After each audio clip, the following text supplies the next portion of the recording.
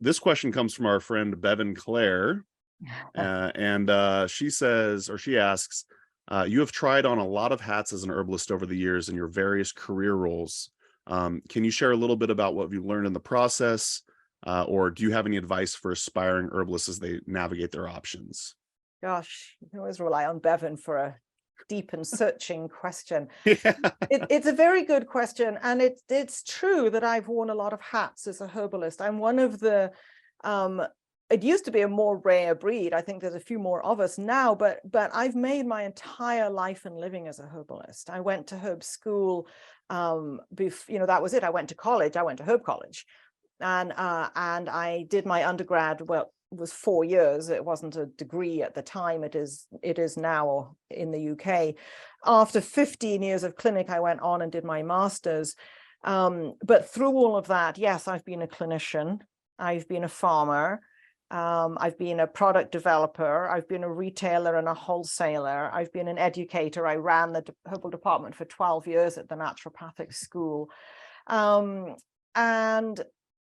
I'm a horticulture therapist, so I do outdoor healing work in the garden. I design therapy gardens as a consultant, so I design other people's gardens. So I do many hats.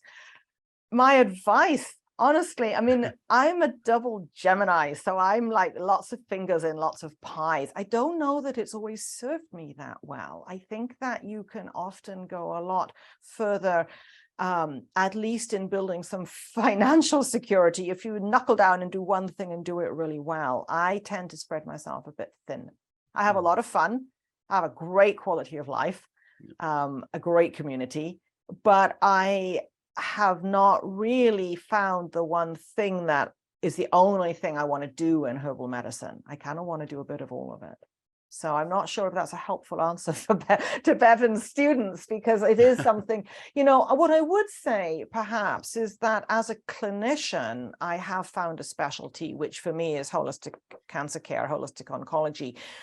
And I do think that having a specialty in clinic is really great, because you should be a generalist first. You should get a whole lot of stuff under your belt to, not to be afraid of whatever walks through the door.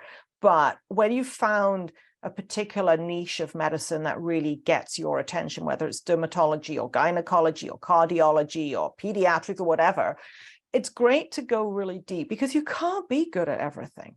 Yeah. And so in medicine, being mediocre ain't good enough. I can be mediocre in my garden. If it doesn't work, I'll pull it out and plant something else, no big deal. But I can't do that in medicine.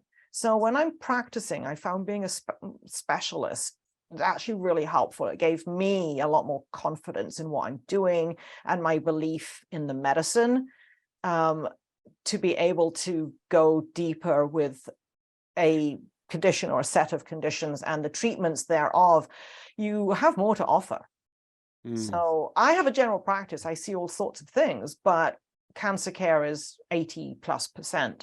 And it allows me to really dive deep in a way that most practitioners wouldn't do with cancer care. Yeah, a few thoughts on that. You really did come through with an answer, so good job. Is it my understanding that you actually wrote a book before your new book coming out on cancer care as well? No, my first book was written 20 years ago. It was on fibromyalgia. Oh, okay. Yeah, and I've just got the rights back. That means it's gone past its 20-year mark, and I might get around to redoing it and putting it out again. It sells now as a download off my website. It's actually out of print, and there's still lots of useful bits in it, but I think it could do a good refresh and update now 20 years later. So yes, for many years fibromyalgia was my clinical specialty, and then I basically burned out of clinic after about 15 years. I felt like I was helping